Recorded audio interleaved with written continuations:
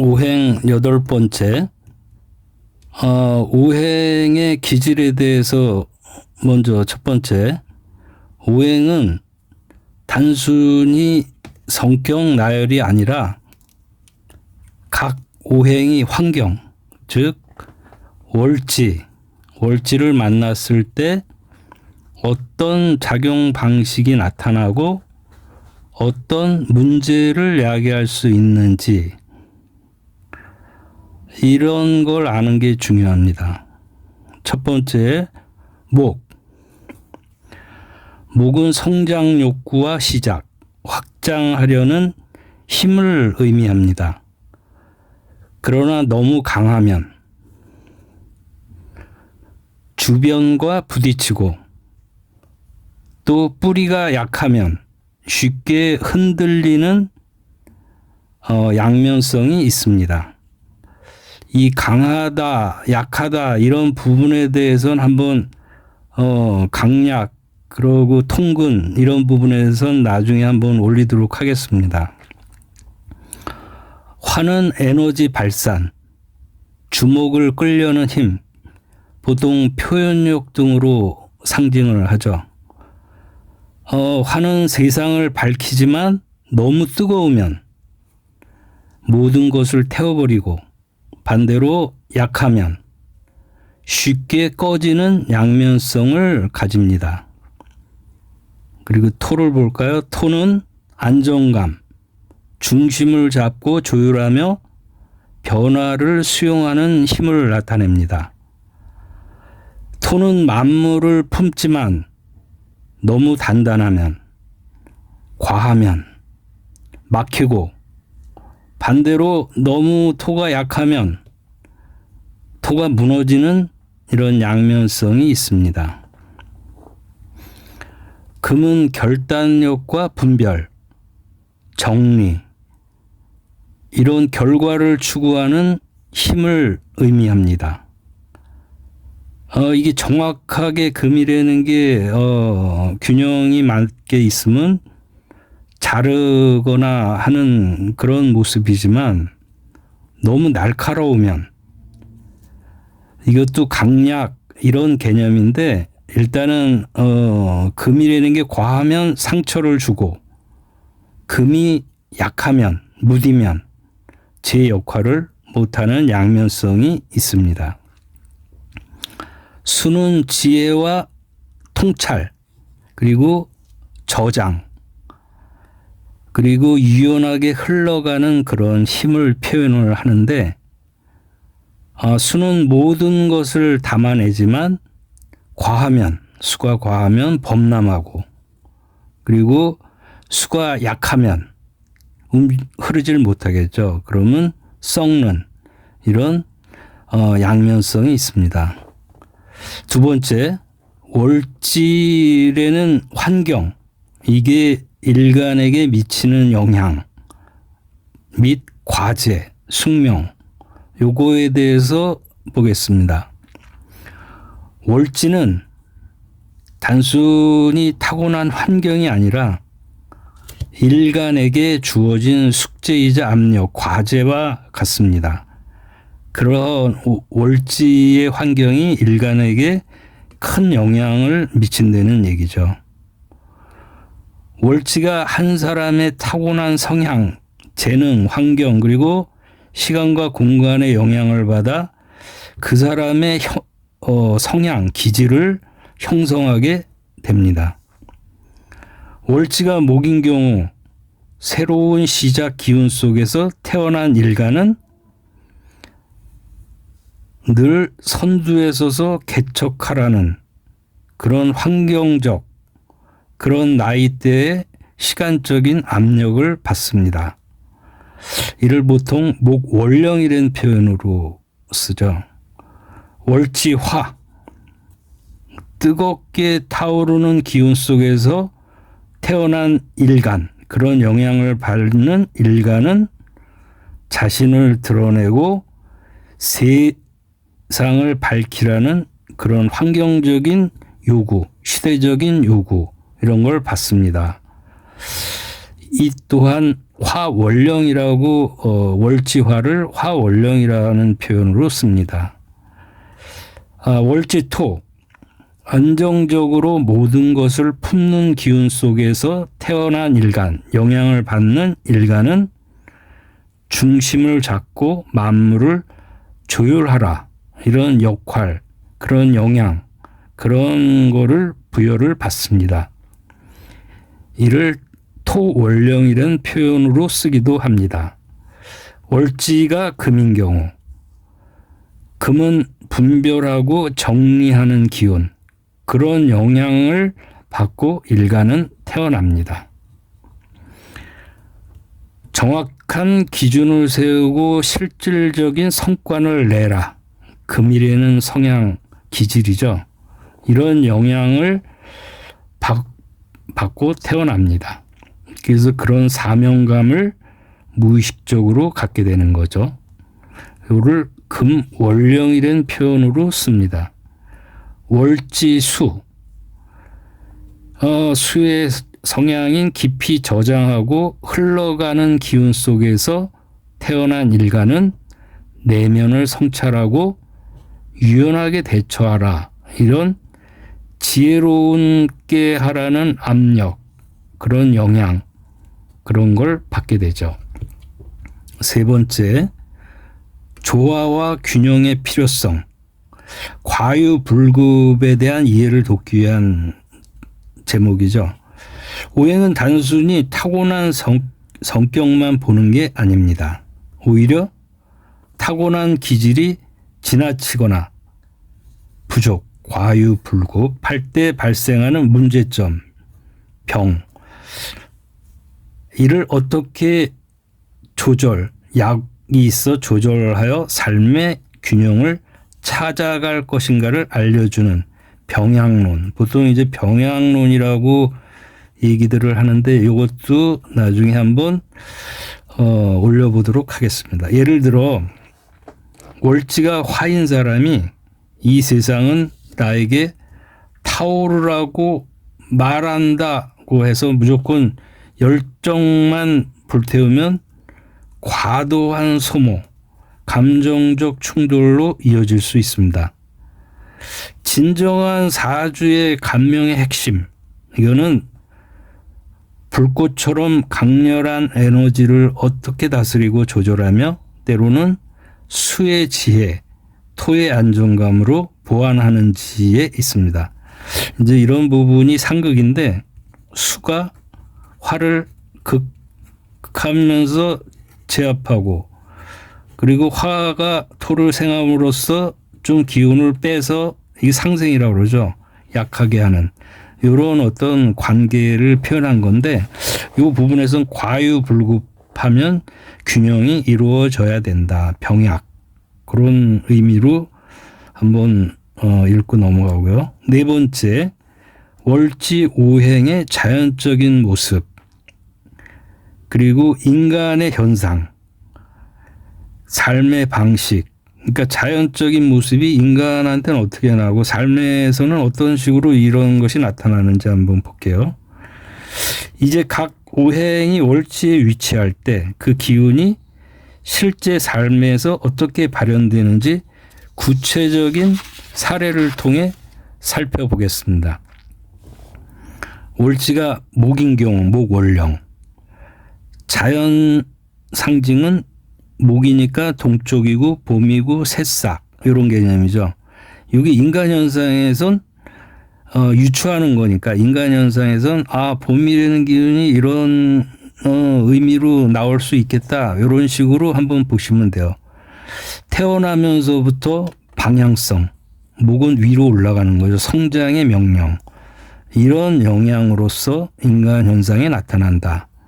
삶의 방식은 목은 위로 올라오고 뭔가 새롭게 봄이니까 시작하고 이러니까 나는 새로운 시작을 만들고 이상을 향해, 목표를 향해 성장해야 한다고 그런 생각을 받게 되는, 영향을 받게 되는 그런 게 되는 삶의 방식이 되겠죠. 특징은 강한 성장 욕구, 독립심, 봄이니까 늘 새로운 계획을 계획하고 시도를 합니다. 나아갈 방향을 한번 볼까요? 사주가 격이 높으면, 지금은 좀 어려운 말인데 이 부분은 격국이라는 게 있어요. 아시죠? 격국 부분을 한번 이거는 좀 나중에 될 것 같은데 한번 올려보도록 하겠습니다. 사주가 격이 높으면 선구자 개척자의 역할을 맡는 것이 좋습니다. 기획, 교육, 목이니까 처음, 그다음에 연구, 방향성을 갖고 사업, 뭐 이런 새로운 문화나 트렌드를 만드는 일 등 창의적이고 도전적인 분야의 잠재력을 발휘할 수 있습니다. 구체적인 사례를 한번 보면 어린 시절부터 남다른 아이디어, 목이니까 계속 뻗어나가는 측면에서 아이디어를 내고 새로운 모임을 주도하며 리더 역할을 하려고 합니다. 성인이 되어서는 회사를 박차고 나와 스타트업, 이런 창업을 하거나 기존 시스템을 개선하는 혁신적인 기획자로 성공하는 경우가 있을 수 있습니다. 그다음에 월지가 화인 경우, 자연현상, 여름이고 그다음에 태양의 계절이고 모든 것이 화려하게 펼쳐져 있는 때죠. 인간 현상을 보면 나는 드러내고 버티고 타올라야 한다, 이런 생각을 하겠죠. 너의 열정과 감정을 표현하라, 주목받고 영향을 끼쳐라, 뭐 이런 환경에 영향을 받는 데는 얘기죠. 삶의 방식을 한번 볼까요? 이 세상은 나에게 빛나고 표현하며 세상을 밝히라고 말한다, 이런 어떤 환경적인 그 시간대의 영향을 일간이 받게 된다는 얘기죠. 특징, 화는 여름을 생각해 보시면 열정적이고 활발, 주목받는 거, 이런 걸 즐긴다. 그리고 표현력도 뛰어나고, 이 리더십은 좀 더 열정적인, 아까 목에 리더십이 있지만 또 다른 약간의 차이들 나중에 이런 차이 부분에 대해서도 한번 올려드리도록 할게요. 다음에 나아갈 방향. 카리스마 있는 리더, 불이니까 펼쳐내야 되니까 이런 개념으로 접근을 하시면 돼요. 그리고 예술가, 화려하게 표현하고 싶은 이런 개념으로 한번 쭉 구체적인 사례 한번 볼까요? 어릴 때부터 무대 체질, 뭔가 자기를 표출하고 싶으니까 발표를 좋아하고 사람들 앞에 서는 것을 즐깁니다. 이 정도.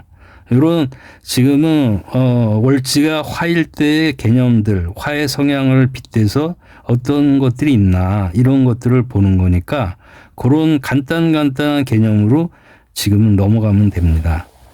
월지가 토인 경우, 토는 자연의 상징으로 보면 대지, 환절기, 그 다음에 만물을 품죠. 중앙이고 센터, 이런 모습인데, 인간의 모습으로 한번 보면 균형자, 조율자, 중심을 잡는 자. 그래서 이런 경우에 중개업 이런 걸 하는 사람들은 꽤 많습니다. 그 상담사. 그래서 여기 볼까요? 내가 갈등을 정리하고 사람과 사람 사이를 연결해야 된다는 그런 영향을 받는다, 그런 역할을 무의식적으로 해야 된다고 생각을 하게 됩니다. 지나침, 과유불급, 이럴 때는 과도한 책임, 뭔가 조율하려는 그런 생각들, 이런 게 나타날 수가 있겠죠. 과유불급. 삶의 방식, 안정감을 추구하고 만물을 품어 중재해야 한다고 생각합니다. 그런 영향, 그런 환경 속에 놓이게 되는 경우가 많겠죠. 특징, 안정적이고 책임감이 강하며 현실적인, 센터니까 균형을 잡으려고 하니까 현실적인 판단력이 뛰어납니다. 그리고 포용력이 있어서 주변 사람들을 잘 상담해주고 아우르려고 하는 성향도 갖고 있죠. 변화를 싫어하고 고집이 강하며 때로는 답답해 보일 수 있습니다. 과유불급, 많을 경우 이런 현상이 나타난다. 이렇게 생각하시면 돼요. 나아갈 방향, 조직의 중심, 안정적인 관리자, 중재자 이런 역량을 발휘한다. 그래서 부동산, 건축, 행정 이런 쪽에서 특히 안정, 현실적인 운영이 필요한 분야에서 많이 나타납니다. 자, 구체적인 사례로 보면 학생 때부터 반장 등을 맡는다든가 친구들의 갈등을 중재, 꼼꼼하게 학급 사람을 꾸려나가는 경향, 그런 모습들이 보이게 되죠. 월지가 금인 경우 자연 상징으로는 가을이죠. 수학의 시간, 그 다음에 서늘한 공간, 가을의 모습을 연상하시면 돼요. 이것이 인간에게 어떤 모습으로 나타날까? 나는 정리하고 잘라내고 판단해야 된다.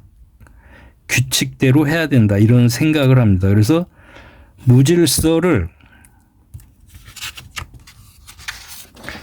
질서로, 흐름을 결과로, 가을이니까 만들어야 한다는 분석력, 규칙성, 단호함이 삶의 방식이 되는 경향이 큽니다.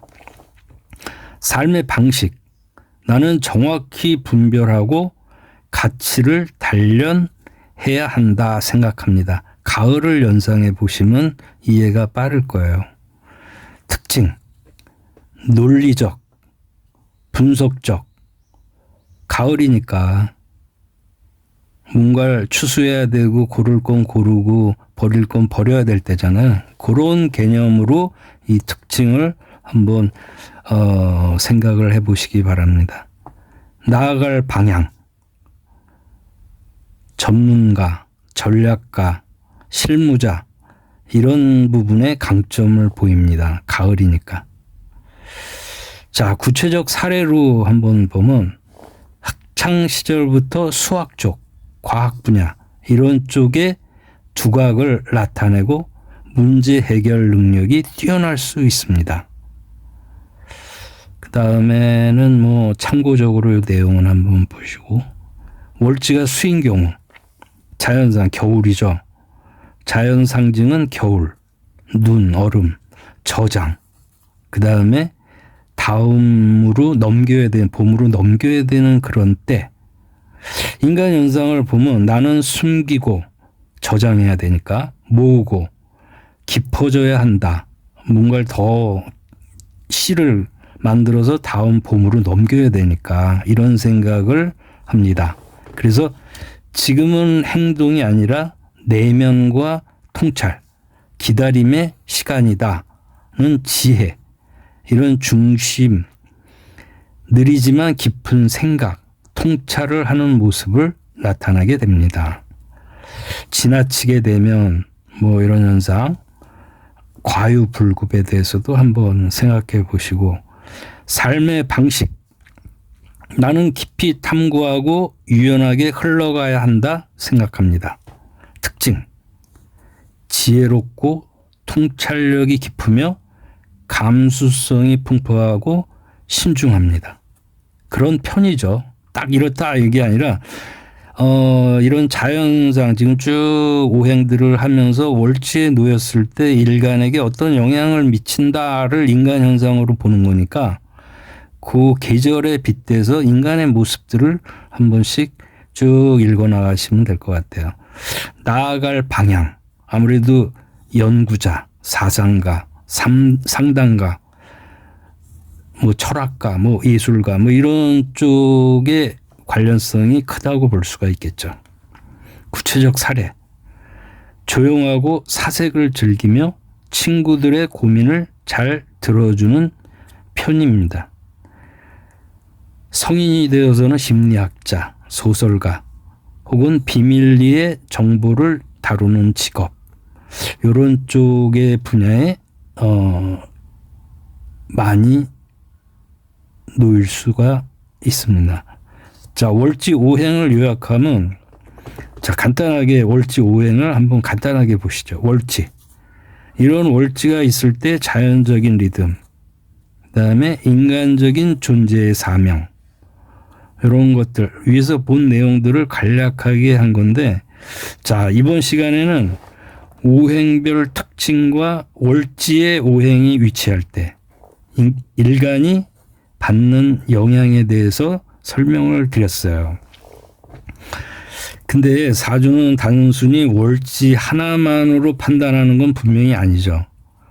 이제 8자니까는 나머지 이렇게 연월일시가 있고 지지가 있으면은 지금 요거 하나만 본 거니까 나머지 7자, 또 여기에 대운, 세운, 월운까지 뭐 하면 굉장히 복잡해지는 거겠죠. 하지만 지금은 하나하나를 보고 있는 지금 단계니까 월지가 각 오행이 위치할 때 어떨까 하는 것들을 오늘 간단하게 봤습니다. 다음 시간에는 월지 오행별 자연 모습 대 인간의 모습과 월지 오행별 삶의 시작, 성장 과정, 이런 부분을 또 한번 간단하게 보도록 하겠습니다. 감사합니다.